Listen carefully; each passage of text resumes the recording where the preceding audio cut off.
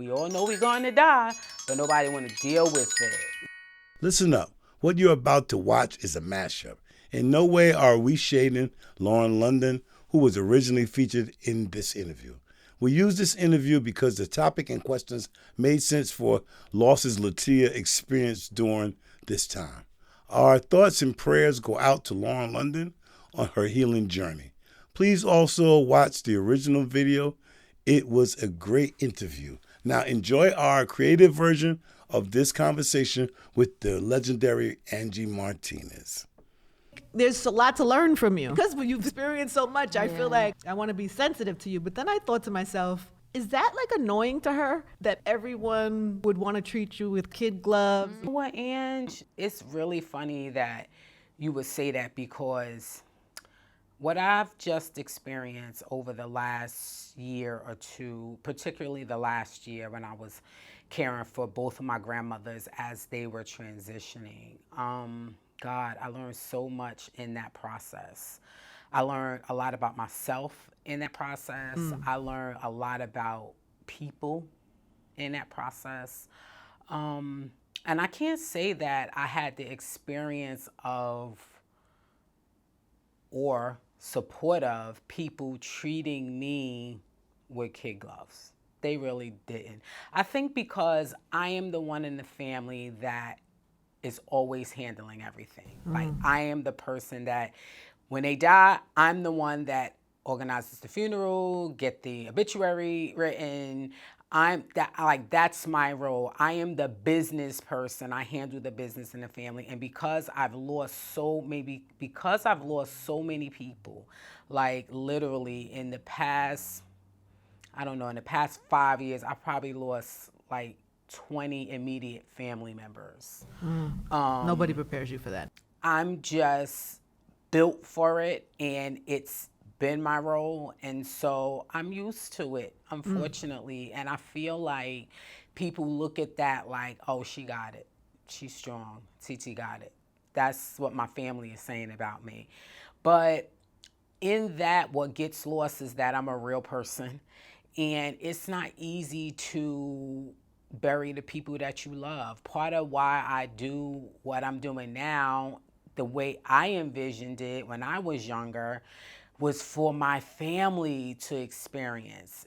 But the reality is that there's nobody left. The only person that's left is my Uncle Mustafa. So my dream is not going to play out the way that I envisioned it.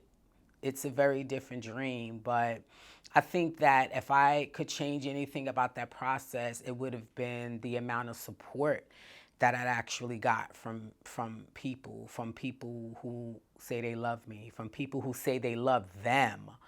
I think that to me was very defining. And so, I mean, I don't really experience that. You would think that when you experience that amount of loss, especially for me, because anybody who knows me knows that I was raised by my two grandmothers. My mother died when I was young, when I was 10. My father was never really in my life.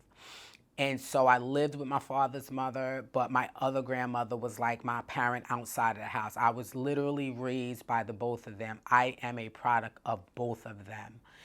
And that loss of both of them in 3 months, even though as they began to transition and go into hospice status, like I knew it was happening, but that was devastating for me.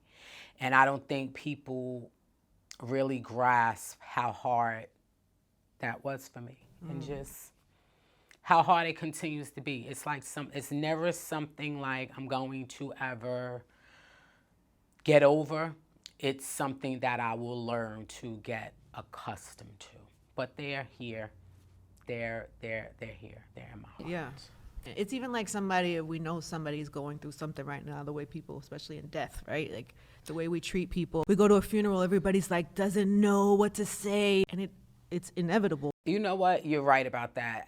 I can see how death is tricky. Like death is really tricky, and it weirds people out. People don't really know how to act or how to be. But I know when you're going through it and like you're the person, it's just, I don't know, it's different. What does that do to you? I think slowly it starts to kind of normalize it. Once you've gone through it so many times, I think slowly it just starts to peel at your person. Because I think what happens is there's a reality that sets in, right? The more times you sit on that front row, the more people you're losing. And you start to equate that reality with the landscape of your life. And I can't even count the number of funerals that I've attended or been on that front row, but I know the people that are missing from my life.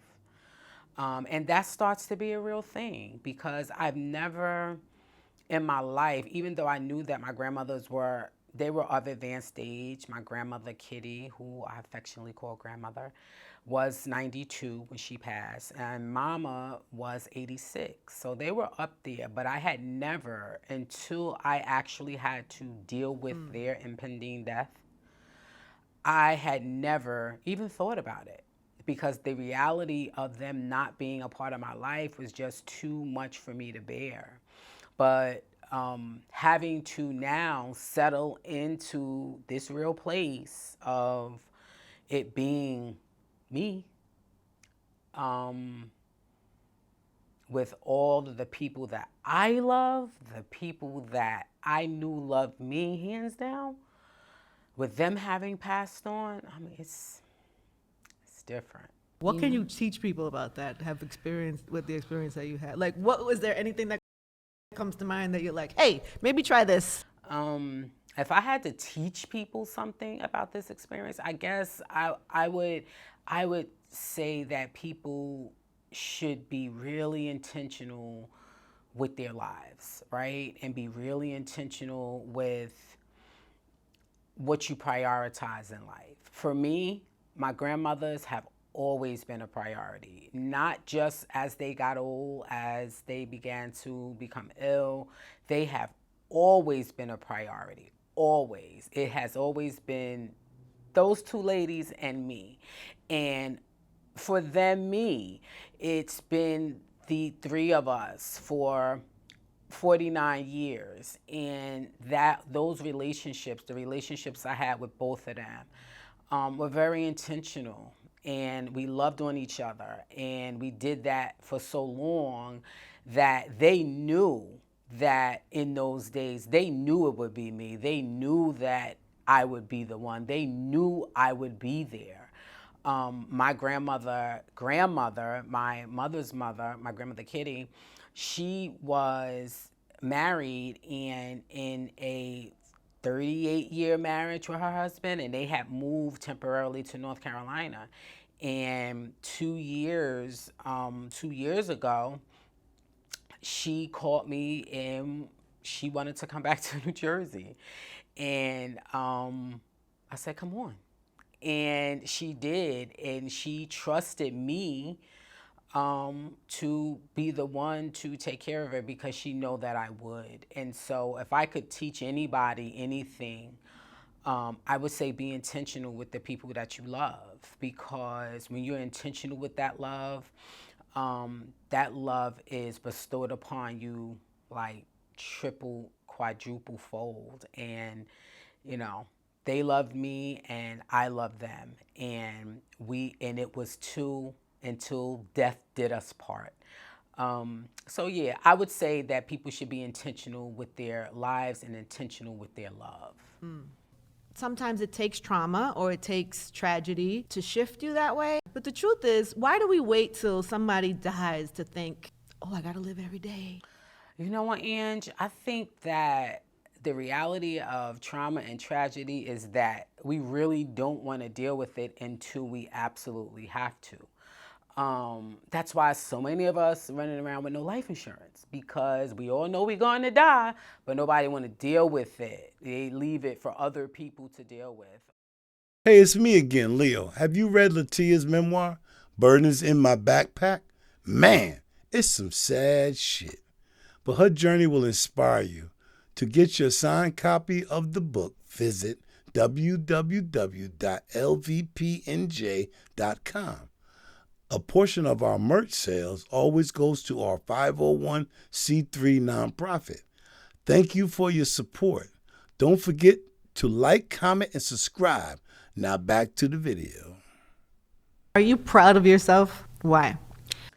I'm proud of myself because despite everything that has happened in my life, everything, all the losses, all the adversity, man, I was out here dolo at 10. No brothers, no sisters. My mother had passed. My father, he was in the middle of his addiction. I was out here dolo, figuring it out. But my mom, even though she was a young mom, she prepared me. I think back and I say she prepared me for her absence, because for a little kid, man, I was savvy, I was street smart, I was a hustler.